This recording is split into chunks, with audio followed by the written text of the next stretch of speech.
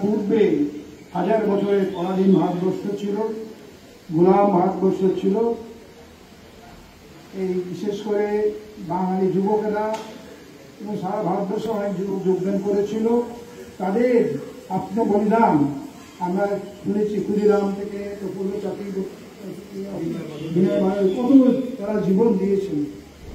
এবং আরেকটা ভারত সেবাশ্রম সংঘের প্রতিষ্ঠাতা যুগাচার্য স্বামী প্রণবানন্দজি মহারাজ, তিনি মাত্র 20 বছর বয়সে 1916 সালে সিদ্ধি লাভ করেছিলেন। তার প্রথম পদক্ষেপ ছিল ভারতবর্ষকে স্বাধীন করার, এবং তিনি এই তখনকার দিনে যুবকদের, স্কুল কলেজ ছাত্রদের নিয়ে স্বাধীনতা সংগ্রামের জন্য বিরাট বিপ্লবী দল নতুন করে গঠন করেছিলেন। এবং সেই সূত্রেই বলা যায় যে ভারত সেবাশ্রম সংঘের প্রথম যুগের সন্ন্যাসীরাও বিপ্লবী ছিল। এবং এমন যে যোগানন্দ স্বামী মহারাজ, প্রজ্ঞানন্দী মহারাজ, এখানে অনেক স্বামীরা ছিলেন, যুক্ত, সক্রিয়ভাবে যুক্ত ছিলেন।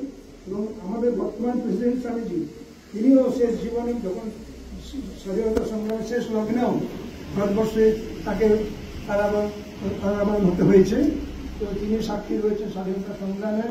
তো আজকে আমরা আজকের দিন আত্মবলিদানের দিন।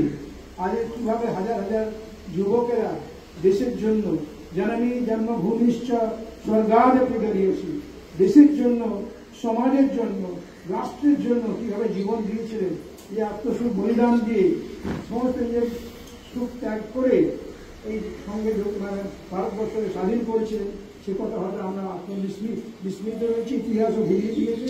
কিন্তু মনে রাখতে হবে যে বাংলার, বিশেষ করে বাংলার যুবকেরাই, আন্দোলনে যাও তো আন্দামানে গিয়ে দেখবে কীভাবে শত শত বাঙালি যুবকদের স্মৃতি সেখানে রাখা আছে। তো এই বাঙালি যুবকেরাই দেশের জন্য স্বাধীনতা সংগ্রাম করেছিল, জীবন দিয়েছিল, কি কি অত্যাচার সহ্য করেছিল তাদের। আজকে আমরা তাদের সেই দিন তাদের স্মরণ করছি এবং আত্মবলিদান দিবস এটা।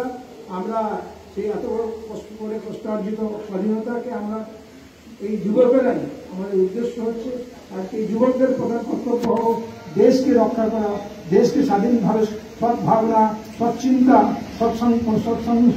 সম্পর্ক নিয়ে এগিয়ে নিয়ে যাওয়া দেশকে, এবং দেশকে মহান তৈরি করা। আমাদের প্রধানমন্ত্রী চেষ্টা করছেন, কিন্তু আমাদেরও এগিয়ে আসতে হবে। আমাদের সৎ এবং চরিত্রবান যুবকগুলো চেয়েছিলেন, সৎ এবং চরিত্রবান যুবক তারাই দেশকে রক্ষা করবে। আমাদের মধ্যে সেই সংকল্প জাগাতে হবে। আজকে স্বাধীনতা দিবসের অন্য দিনে আমরা সংকল্প গ্রহণ করব যে আমরা সৎ এবং চরিত্রবান হব, আমি দেশের মহান নাগরিক হব। ওম শান্তি।